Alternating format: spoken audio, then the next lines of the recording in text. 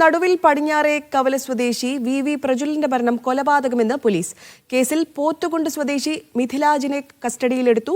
മറ്റൊരു പ്രതിയായ കിഴക്കേ കവല സ്വദേശി ഷാക്കിർ ഒളിവിലാണ്. കഴിഞ്ഞ മാസം 25-നാണ് എരോഡിയിലെ കൃഷിയിടത്തിലെ കുളത്തിൽ പ്രജുലിന്റെ മൃതദേഹം കണ്ടെത്തിയത്.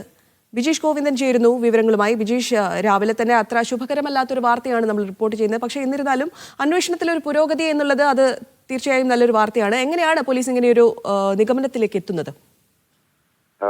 ഈ പറഞ്ഞ കഴിഞ്ഞ മാസം 25-നാണ് നടുവിൽ എരോഡിയിലെ കൃഷിയിടത്തിന്റെ കുളത്തിൽ വെള്ളത്തിൽ മുങ്ങിയ നിലയിൽ പ്രജുലിന്റെ മൃതദേഹം കണ്ടെത്തിയത്. ഈ സംഭവത്തിൽ പ്രജുലിനെ കാണാനില്ല എന്നുള്ളൊരു പരാതി പ്രജുലിന്റെ ബന്ധുക്കൾ നൽകിയിരുന്നു. ഇതിന്റെ അന്വേഷണത്തിലാണ് ഇപ്പോൾ പോലീസ് നിർണായകമായി കണ്ടെത്തിയിരിക്കുന്നത്.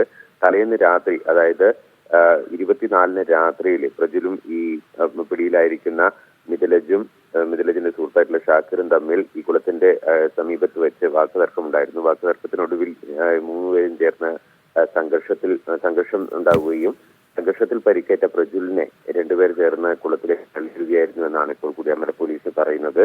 അന്വേഷണത്തിനൊടുവിലാണ് ഈ കണ്ടെത്തലുണ്ടായിരിക്കുന്നത്. അതിന്റെ അടിസ്ഥാനത്തിലാണ് മിഥിലജിനെ പോലീസ് അറസ്റ്റ് ചെയ്തിരിക്കുന്നത്. ഒപ്പം തന്നെ ഷാക്കിറിനെ പിടികൂടാനുള്ള ശ്രമം നടക്കുന്നുണ്ട്. ഷാക്കിർ ഒളിവിലാണ്.